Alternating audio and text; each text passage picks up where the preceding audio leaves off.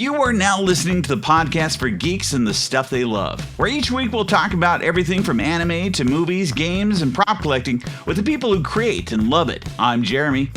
I'm Vinz. I'm James. And this is your Geek Fix. So in case you guys didn't know, in case anyone didn't hear our last episode, you might not know that we recorded 30 episodes last year, our first season. This is the beginning of our second season. This is our first episode of our second season. And pretty exciting. We also have James with us back again and starting off our year. We did talk a little bit about two things that we kind of want to do this year, which includes we're looking into a couple of things that we might be doing, including going to a conference and stuff and seeing how much other people might want to come out and be with us. But this past couple of weeks, in case anyone was wondering what was going on, I haven't really posted much. Things, not as much has been going on the channel, mostly because even though I said I was going to release a whole bunch of things, mostly because I got sick. I was in the hospital briefly, things like that. Wow. But the upsides to that is I saw some great shows. It was the Christmas holiday also. Then you had New Year's. So a lot of new stuff came out as well. And I had the opportunity to kind of watch some things I wanted to be able to talk about. As I was watching them the whole time, I'm texting other people that I know.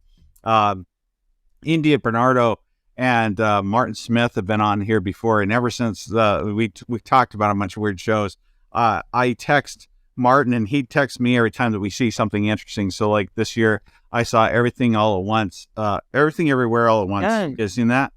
Nope, I put it on my watch list though. Did you? It's the best multiverse movie that you could see from last year. Forget Spider-Man and forget Throwing Doctor shade Strange. on. Yeah, or any of those other things. But I mean, honestly, it is very interesting. It's pretty fun. It's a fun movie to watch. Very bizarre. And I texted him right after I saw the movie, and he texted me back, and he's like, "We just got off the plane where they were showing that, like they were watching it and just finished it as I sent him the message." But similarly, nice. I saw some more recent one that I watched that I really liked. Some of the shows that I'm going to be talking about are on Netflix. Some I saw through Amazon. Some things I've been watching too are Crunchyroll and things. But on Netflix, there is a movie that came out that is called White Noise. Have either of you seen White Noise yet? Oh, nope. So good.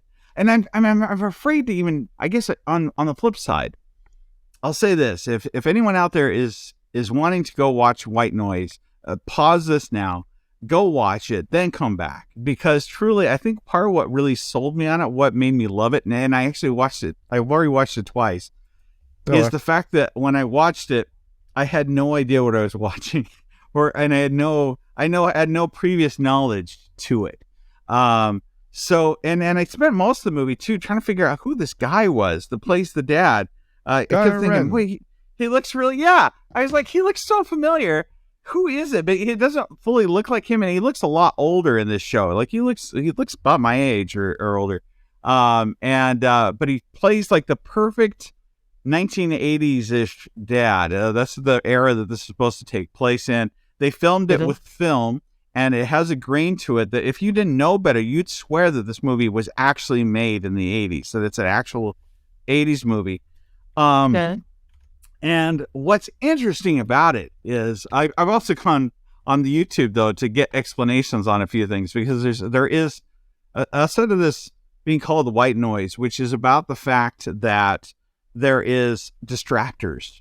Things that are meant to kind of distract you instead of films. And it opens up with actually a presentation by a professor on how some car accidents and movies and things are meant to distract you in the moment to keep you from focusing in on certain details and things. I always fall asleep during those scenes. Yeah. But, on the flip side, it also has a lot of what we call white space. So there's a lot of information that you're like, well, who is that? Or what's going on here? And they never really fully tell you. This movie, like every time you think you're figuring out what in the world it's about and where it's going, suddenly it takes a big turn. and it's done in 3 chapters. So the very first chapter is more or less about fear, and the whole movie is really about fear. That's really the main theme is fear and what people do with it. And so the second chapter, there's like, okay, now I am, so spoiler alert again, be prepared. So the second chapter, out of nowhere, so nothing has been about any of the things I'm going to be talking about up to that point. Up to this point, they just kind of introduced the characters. There's some storyline. You're trying to figure out, there's some relationships going on, and they're talking a little bit about the idea of fear. Chapter 2, suddenly out of nowhere, there's an explosion in another part of town. Police cars are coming through saying that there's a radiation gas cloud leak, and that everyone needs to evacuate. And the family at first doesn't even take it seriously and stuff, but then they get into their car. They're stuck in traffic, and there's this giant rolling cloud that even has like lightning and stuff in it. I mean, it looks like something ominous. It looks like something spooky or something out of like Poltergeist or something like that, right? And it takes this whole spooky direction. Yeah, Vince? You know, it's dangerous gas if most people are gone, huh? Yeah. Oh, man. Sorry. That's a science joke right there. Yeah.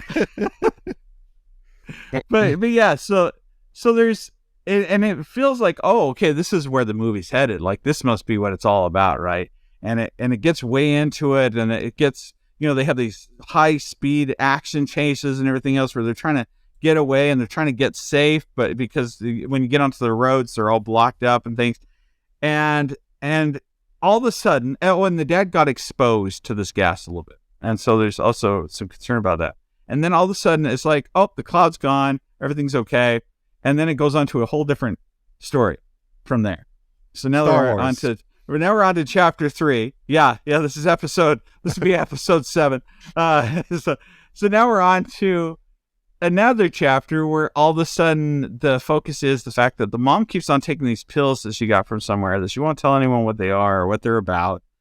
And I don't know. It gets so bizarre.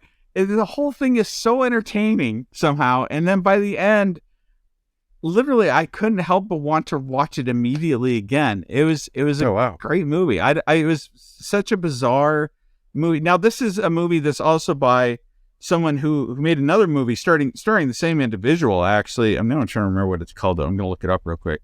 It also had Bill Murray in it. Let's see here. Bill Murray.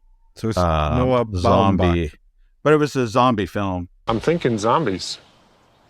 What? The undead.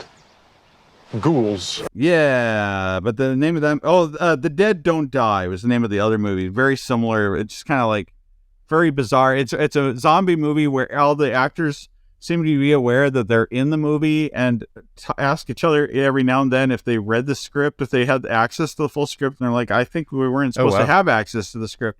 Stuff like that. There's a song that keeps on replaying, things like that. It's a very bizarre show. But, it's that kind of a movie. So, I mean, if you're into it, that's the sort of thing. I also went back and watched a movie I hadn't watched for a long time. And I don't know if it's just the effect of, I don't know. I swear, I remember watching the movie. I knew what the movie's about. It's been parodied in tons of shows, but where it went, I didn't remember all the stuff that happened in it. And that show is The Box. Did you guys ever see The Box? Yeah, I think if I start describing it, you'll know exactly what I'm talking about. So this is the one where a couple is delivered a box that has a button in it, right? Yeah, I mean, everyone would probably be aware of it, or you've seen a movie or a show that's parodied it, which is the idea that if you push the button, then somebody somewhere that you don't know is going to die, but you get $1 million in cash. Right? Okay. And this is even more value because it's supposed to be, I wasn't clear if it was supposed to be the 70s or not, because some of the things that they're doing at the time and the style of everything. But that's the part that I remembered, and I remembered it being kind of a suspensey show, but it gets into some weird other stuff, like, and this one has tons of stuff that you don't they never explain, or that you don't know what's going on. It has kind of an artistic theme to it. Isn't the box based on a French film? Maybe. Probably. It's probably like 12 Monkeys. I'm very sure that I saw a French or Belgium or some sort of film that was the exact same concept, and it's like way before 2009, which is when I see the box was made. It feels like a Twilight Zone episode or something. And there's a part. Of course, there's a part where when they come to pick up the box after you push the button and everything else, they say, "Well, we're going to take it, we're going to reprogram it and give it to somebody else." And they're like, "Well," and then they say, "Don't worry, it'll be someone you don't know." Right, which indicates that, of course, when they push the button, you're going to die too. It's I don't know I need to look up what in the world this movie was about, because I don't know if it's supposed to be aliens or if they're supposed to be like heavenly entities, because there's an indication that there's like another side that they take people to, or if it's some kind of combination between the two. It's a very interesting show, and it wasn't made that long ago, but again, they made it look kind of like with White Noise. They made it look like it was filmed in another era, and so as you watch it, the grain wise, the music that they use particularly definitely sounds like a lot of movies that you would have seen in the 60s, 70s that were more B type films. But yeah, another one where I don't even know what prompted me to want to watch it. I just thought, it flashed into my head as I was watching some of these weird things that were available at that point in time. But I don't know. What are some of the shows that you guys have seen? What are some of your favorite shows that you watch, or that you tend to watch near the end of the year, that just kind of have their place in December? Elf. I watched that recently again too. It's amazing how many times you can see that show. Yeah. Do you know much about the background behind them making Elf? A little bit about the behind the scenes. The first scene that they filmed was the scene where he's running around New York and he's pulling gum off of things, and he runs into in the scene where he also says to the guy, he's like, "Santa." He's like, "That's not Santa." That whole thing, it's completely unplanned. They were like, "Let's just test this out." They got him dressed up and they just went out on the streets and started filming. Like, they had none of those are actors around them. The gum thing isn't something they set up. That's actual gum that was stuck to the bottom of stuff. Like everything that you saw in those scenes was completely just improv, and just they randomly filmed it, and then that's what they used for doing their test to propose making them. And with the flyers as well, or and you can watch if you watch the on the DVD, you can hear them talk about the different things. They describe all that stuff. Yep. So it just kind of kept on taking it from the guys that respond to that. Yep. I'm sure they must have had them sign something afterwards to have them be in the movie, but at the same time, that was all just naturally done. I think that's my favorite part about that film is how much of that they kind of rolled with or did. First, I walked through the forest of candy canes, and then and then I appeared in the Lincoln Tunnel. Yeah, in the Lincoln Tunnel. I'm trying to think. Is James Caan is dead, isn't he? Didn't he die? I think he did. So I think some of the people are not even around anymore. Well, the first search on Google is Jane Carr death. So well, there you go. I think you can do that with any famous person. Yeah, apparently last year, July 6th. Yeah. Oh, yeah. So fairly recently. So he's a good actor. Yeah. Yeah, it was a different movie for him. Normally it was always gangster films and things like that. Film noir kind of stuff. Yeah. Yeah. It's pretty different. I've been what about you, Vinz? Breaking Bad. We're rewatching it. Have you? Because of the whole Better Call Saul auction. Yeah. With the Professor auction, I got inspired to watch Better Call Saul. Really loved it, and then decided to do Breaking Bad again. I never watched El Camino, so we're gonna watch that after. Did you finish Better Call Saul in that amount of time? Yeah. Wow. We binge it every played. day. Yeah. So I still gotta watch stuff. It's great stuff. Great stuff. I kind of like the first season the most of Better Call Saul. The kind of his early pieces to it. Yeah. I liked him naturally as a character more, but for us, Breaking Bad was just far enough away that it was still fake or couldn't really remember it. So there were like things in Better Call Saul that weren't spoilers anymore or spoiled anymore. Yeah. And also took the advice of Adam Savage that he said that he watched the prop store auctions and he saw the bell used by Hector Salamanca. You got the bell, didn't you? I got Is the bell. It there in your room? Yeah. It's somewhere. Yeah. I have a backlog of stuff that I have to. Yeah. But it's so it's the actual bell Hector Salamanca uses, which is a character in the series. I think they probably sold out on Amazon after that happened because when he posted that, he posted the link too, and yeah. Well, it took me a while, and a really fun thing about the European Amazon stuff is there's a website called hagglezone.com, and it compares prices between all the different regional Amazon shop fronts. Oh, so it saves like $15 or something on some stuff that is insane. When you type in the product that you see on for example, in my case, the Dutch Amazon, and there's like stuff on the German Amazon. Sometimes it's even cheaper with shipping than I would buy it in the Netherlands. And for us, it's just one flat, it's just one Amazon. Maybe Canada that you could use, I guess. Yeah, you don't want to use Canada. But so yeah, I found it. It took some searching because it's the one that he linked was of course sold out almost immediately. It's like a Victorian vintage hotel bell or something like that. Yeah. And they use two kind of bells. One of them with a little circle on top, and one of them with decorated top. So I was a bit annoyed by the fact that every time the scene was there, I was like, "It's not my bell." It changes. Yeah. Well, he shared with me that there was a few props that they had multiple running props in order to make them look different on different scenes and different things. And so the scene that matters most, I won't spoil it, but the scene that matters the most has my bell in it. Oh, does it? Okay, that's good. Yeah.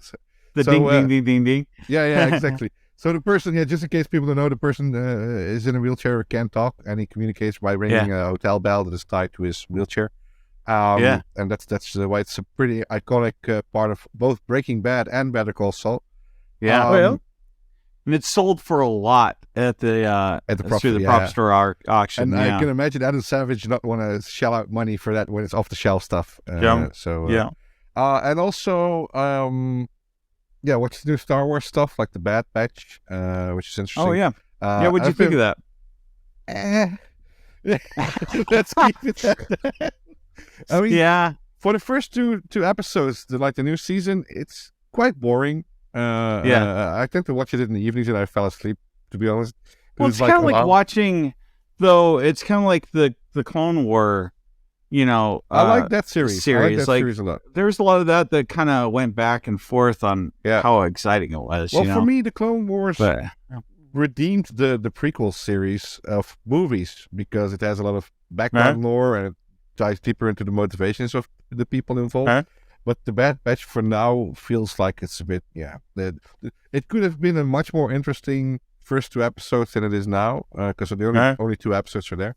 But on the same Disney Plus service, I watched the DuckTales reboot series. That's on Disney Plus? I didn't know that. Okay.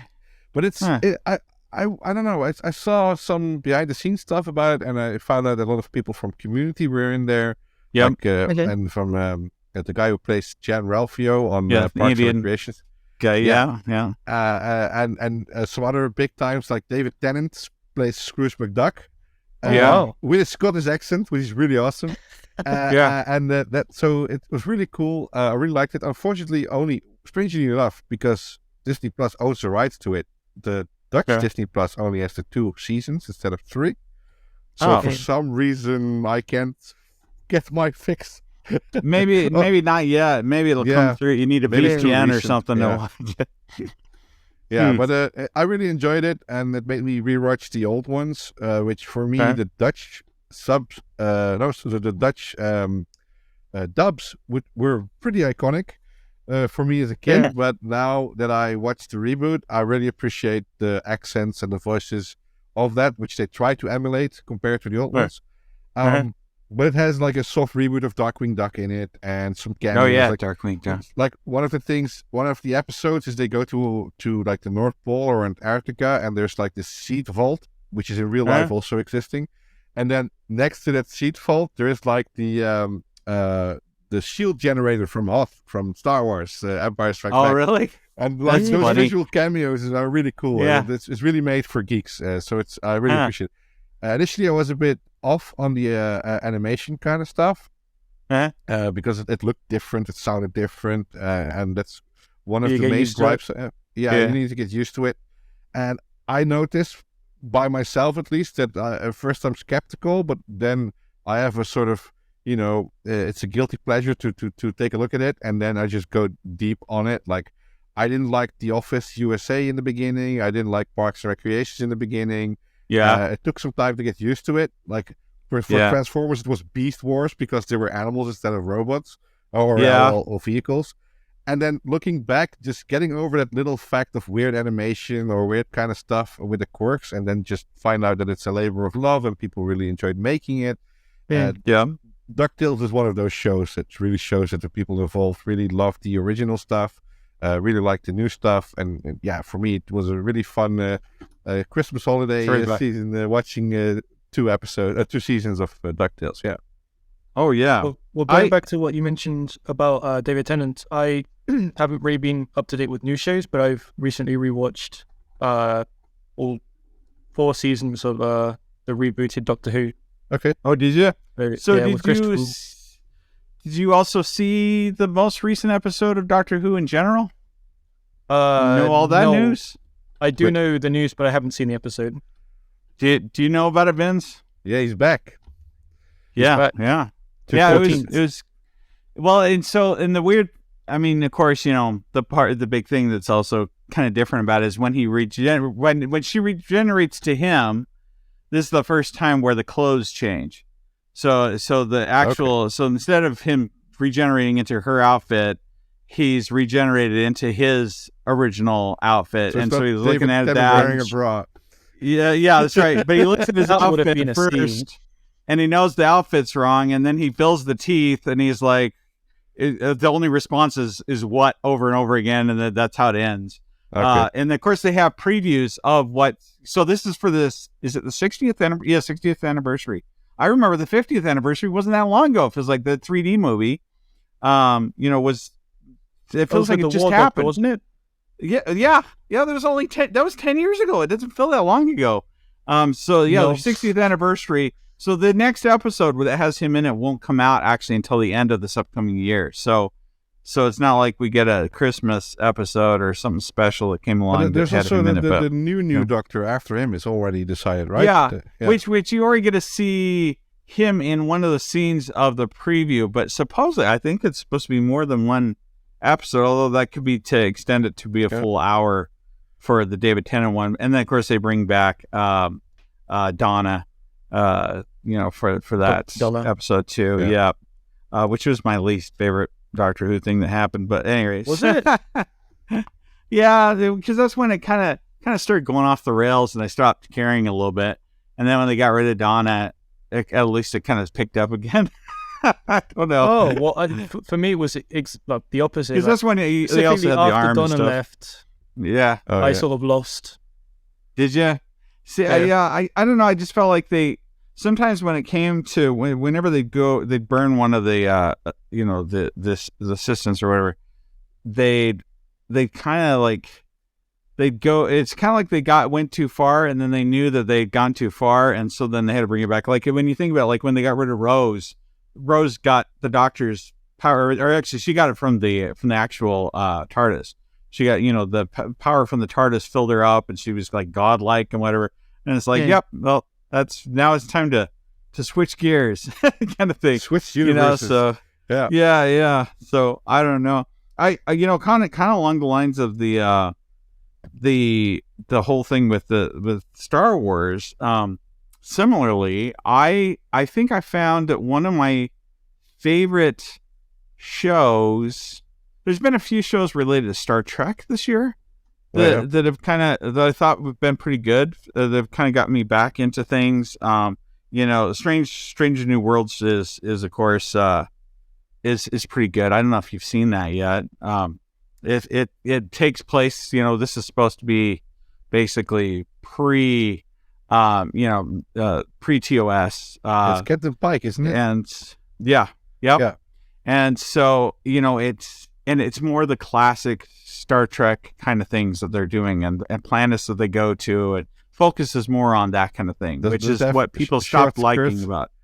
So they do go back to the old costumes and things too. They're back to... But at the same time, I also watched, Prodigy, which I think if you have never seen any Star Trek, or if you're trying to introduce your kids to Star Trek, or if you want to see some of the best animation and story writing, honestly, that I've seen for Star Trek, it was this cartoon.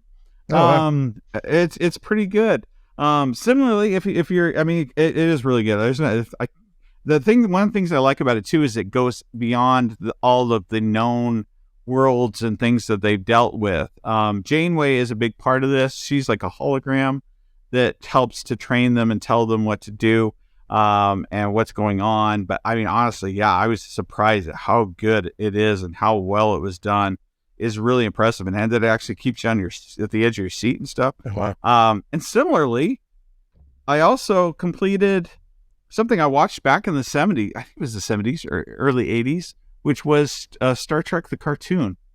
The original you seen series, that? the cartoon. Oh, yeah, the original series. It sucks so hard. Well, it's in canon though.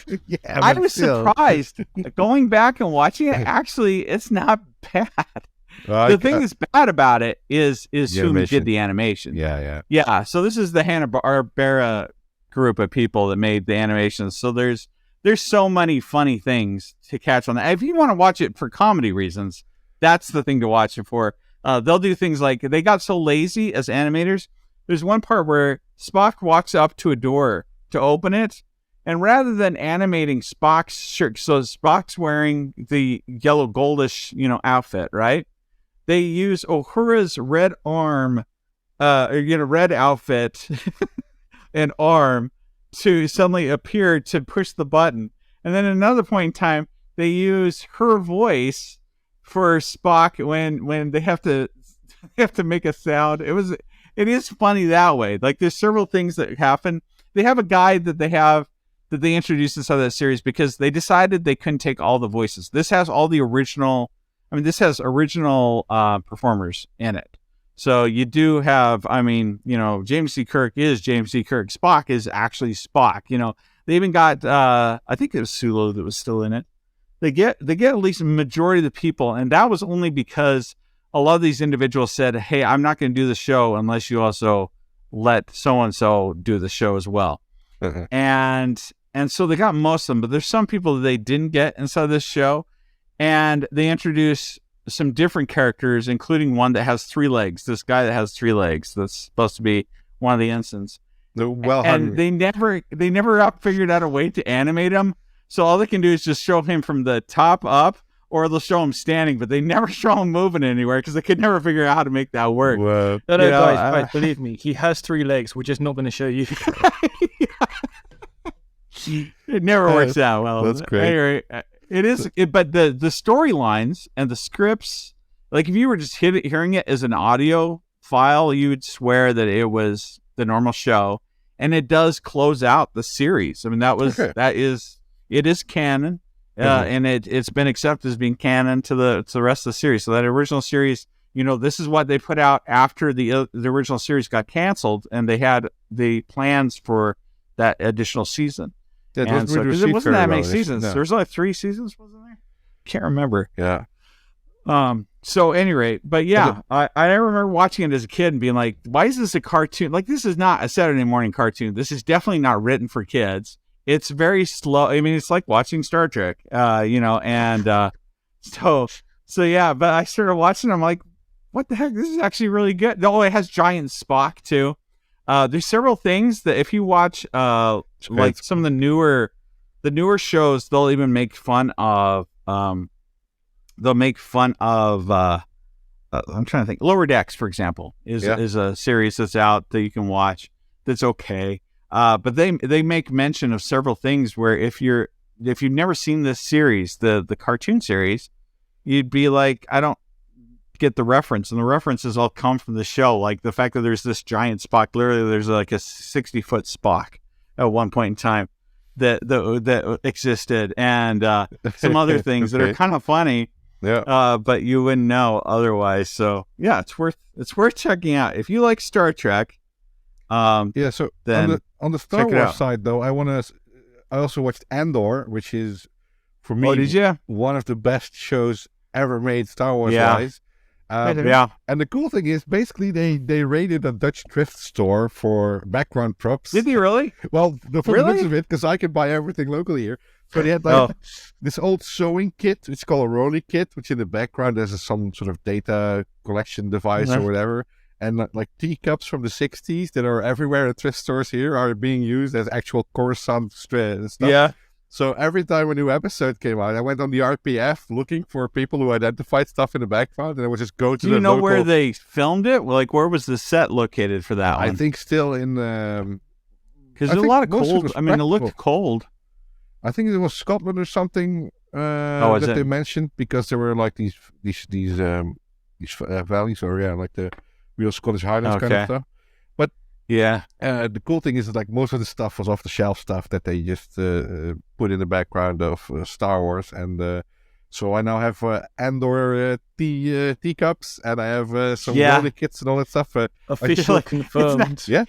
Yeah, you're switching it around. Yeah. I think that's a good show. I mean, tell me if I'm wrong, but I felt like that's a good one. Even having not seen, if somebody had never seen any other Star Wars stuff, I feel like you could start that show. Yeah. And it would actually raise interest and keep you involved, and you'd be able to follow it all the way through, and it's interesting. I think that's a good introductory show, actually, for Star Wars, the franchise in general. And I mean, Andy Serkis really plays a very good Yeah. role there, and Always does, though, but yeah. yeah, but this time he's not covered in CGI. Yeah, It's, that's true. Yeah, he doesn't have on a green suit or anything Yeah. like that. Yeah. He's actually not Andy- Gollum. No. Yeah. That's cool. Yeah. So No, I that recommend is that a one. pretty good one. Yeah. Yeah, I agree. If you have seen something new, if you watched something this last year, if you feel like there's something that we should talk about, because we're going to have more episodes where we'll also bring back some of our film people that tend to like this kind of stuff. Let us know. What should we be watching? What should we wear? Maybe there's something that's only available in your region, even that you just think would be the best thing ever, or that you use to close out the season. Do you watch the Star Wars Christmas special? I don't know, but keep us up to date. Let us know in the comments below. If you've enjoyed this podcast and want more, stay tuned for that. Also, check out our channel and join the community on YouTube that goes by the same name, Your Geek Fix. Be sure to check out Vinz on Twitter at MassiveDMG_, and on his YouTube channel, MassiveDMG. Check out James at Mr. Malto4 on Instagram and on the Replica Prop Forum. We also want to hear from you, so be sure to send your stories, questions, and other projects to yourgeekfix@gmail.com. In the meantime, this has been Your Geek Fix.